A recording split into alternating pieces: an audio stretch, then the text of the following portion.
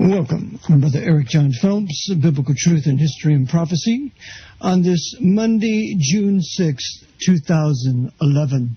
Now, to begin. Every Monday we cover the Jesuit war on the white race, on the white Caucasian race, having founded white Protestant nations of Western civilization. This is very important, you see. You say, Brother Eric, you're a racist. What do you mean, racist? Racist means it has been contorted into the definition that only, number one, white men are racist. That is, hating all other races except their own. I am not a racist. I do not hate any other race. I am a racialist. I prefer my own race, just as the Mexicans prefer their own Mexican race. You don't believe me? You just take a trip to Arizona and you ask them who do they prefer, the white gringo or the Mexican. If you don't believe me, you just go to Black Philadelphia or Black Baltimore and you talk to some of those black people there and you ask them who do they prefer, their own black race or the white man. They will tell you they prefer their own black race, their own Mexican race, their own Hispanic race, and they ought to. We white men are the only ones that are ashamed of our race, and it's because of 60 years of programming, shoving it down our throats, that we're the most evil, wicked race generally on the face of the earth. And I maintain it's the white power structure of the Pope of Rome that's wrecked the nations, that's behind this forced miscegenation, that's behind this amalgamation, and the average white man is not. We white men are being blamed for what the wicked white power structure's doing. The characteristics of the white man is evil. He was made like that through nature, now we say. Naturally, he was made like that. We would say, then devil. We can say a devil cat out there, a devil element, a devil we could call most any grafted thing a devil, you see. But actually, when we say Satan, we mean a man or a people that their wickedness is not, say, confined to themselves. It spreads, and the others is affected by their wickedness. And the white man, we say, is the devil. Why? Because of his weak, physically coming into being from original man. Aboriginal people of the earth.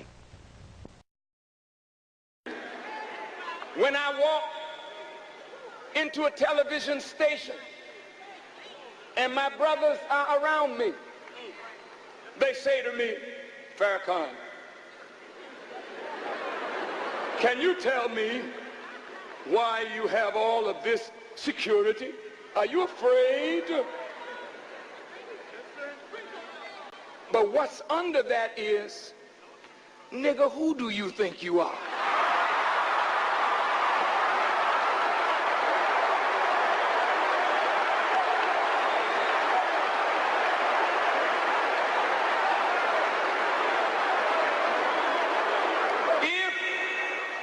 If the Pope comes in with his security, it's all right. If the president comes in with his security, it's all right. If Margaret Thatcher moves with his security, her security, it's all right. Because white people have value, but no black person should have security.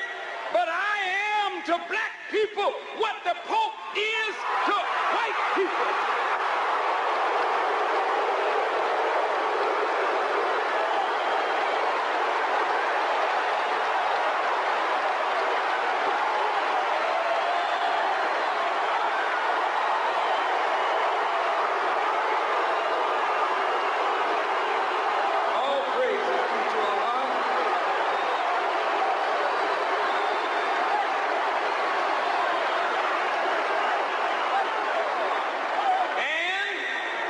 If you leave me alone and let me teach, I will be to white people what the Pope could never be.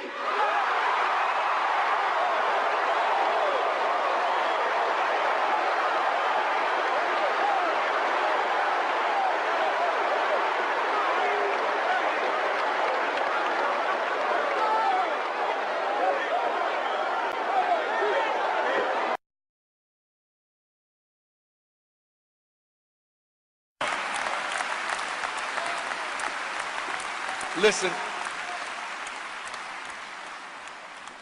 I want to say something about Mr. L. Ron Hubbard. Put his picture up on the screen. I love you too, otherwise I wouldn't talk like this.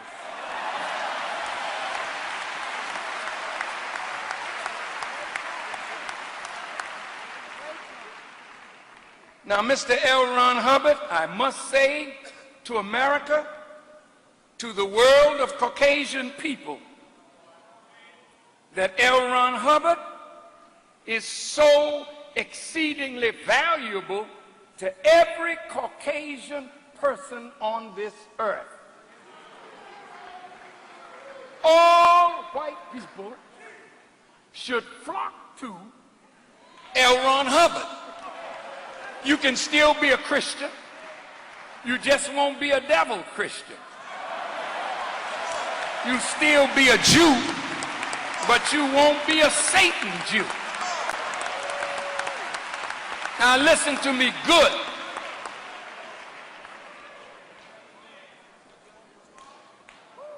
L. Ron Hubbard's effort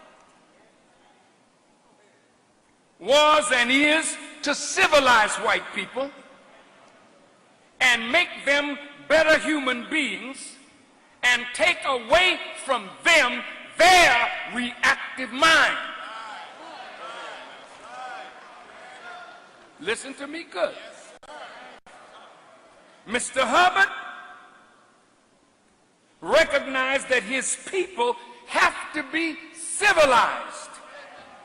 That flying saucers are real and extraterrestrials exist, and that flying saucers are from an extraterrestrial origin. During the Reagan administration, he made 6 speeches, specifically talked about a threat from outer space by some other species from some other planet. 6, ladies and gentlemen. Why would the president repeat the same thing 6 times, tagged on to the ends of speeches by him? The speechwriters did not put that in the speech. Ronald Reagan added it himself. Perhaps we need some outside universal threat. I occasionally think how quickly our differences worldwide would vanish if we were facing an alien threat from outside this world. I couldn't help at one point in my discussions privately with General Secretary Gorbachev, when you stop to think that we're all God's children wherever we may live in the world, I couldn't help but say to him, just think how easy his task and mine might be in these meetings that we held if suddenly there was a threat to this world from some other species, from another planet, outside in the universe. We'd forget all the little local differences that we have between our countries, and we would find out once and for all that we really are all human beings here on this earth together. Even that does not describe why the world has changed so much